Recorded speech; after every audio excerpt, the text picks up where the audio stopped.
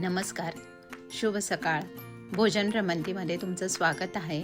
चला तर आज बनवणार आहे छानशी उपवासाची गोड रेसिपी. त्यासाठी घेतली 1 वाटी मिल्क पावडर, 1 वाटी साखर, तळण्यासाठी तेल किंवा तूप घेऊ शकतात तुम्ही, मीडियम साईजचे 4 रताळं आणि बेकिंग पावडर.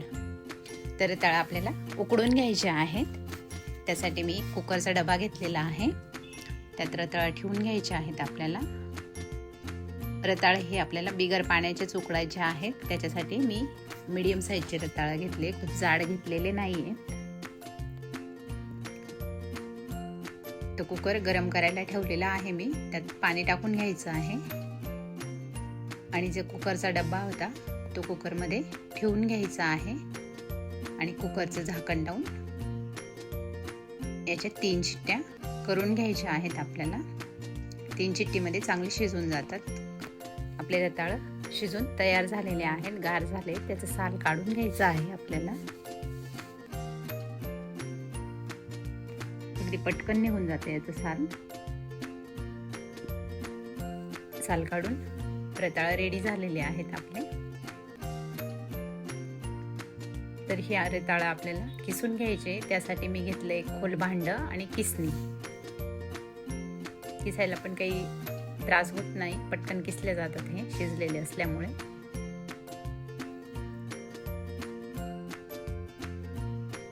ही रेसिपी खूप छान होते, कुठल्याही उपवासाला खाऊ शकतात तुम्ही. शिवाय पौष्टिक आहे. या पद्धतीने आपण रताळं किसून घेतलेले आहेत. त्यात टाकायचे आहे मिल्क पावडर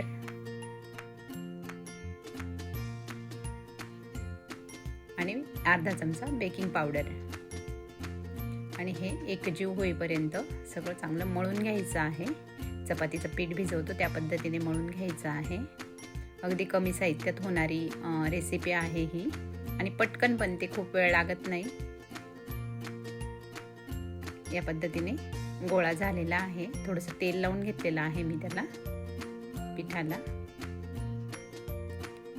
असे हातावरती छोट्या छोट्या गोळा घेऊन चांगलं रगडून आणि गोल गोल ज्या साईजचे तुम्हाला गुलाबजाम बनवायचे आहेत त्या साईजचे गोळे बनवून घ्यायचे आहेत.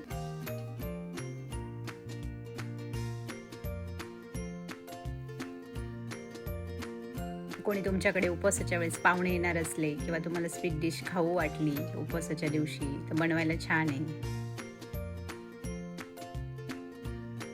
त्यासाठी मी एक कढई घेतली, त्यात शेंगदाणा तेल टाकून घेणार आहे.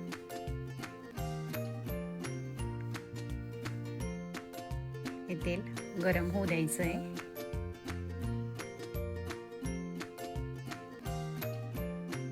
आणि यात जे आपण गुलाबजामुन बनवलेले होते ते तळून घ्यायचे आहेत.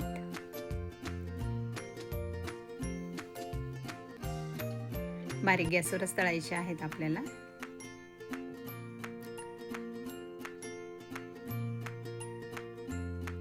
ही रेसिपी तुम्ही हरतालिकेला किंवा महाशिवरात्रीला किंवा एरवी कुठल्याही उपवासाला खाऊ शकतात तुम्ही.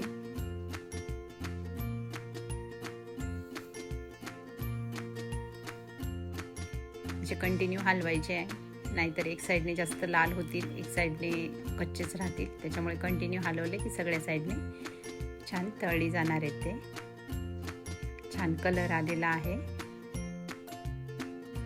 तर आपण काढून घेऊ. हे याच पद्धतीने सगळे गुलाबजाम आपले तळून झालेले आहेत. तर पाक करण्यासाठी मी 1 ग्लास पाणी ठेवलेलं आहे. एक पातेल्यामध्ये पाणी गरम करून घ्यायचं आहे. त्यात आपल्याला साखर टाकायची आहे आणि हा गुलाबजामुनचा पाक खूप म्हणजे असा पक्का पाक पण करायचा नाही, फक्त चिकट व्हायला पाहिजे. साखर विरघळल्याच्या नंतर 5 ते 10 मिनिटात हा पाक तयार होऊन जातो.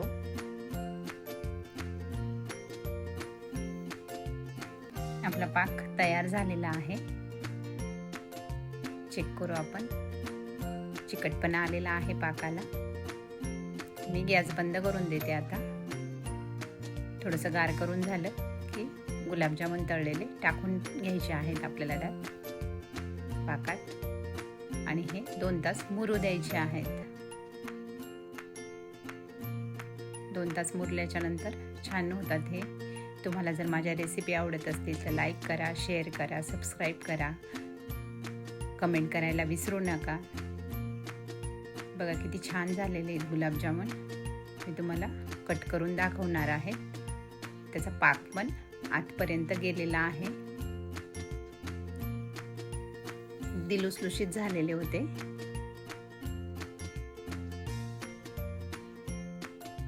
खूप पटकन बनली ही रेसिपी. चला तर मग भेटू अशाच नवीन रेसिपीमध्ये.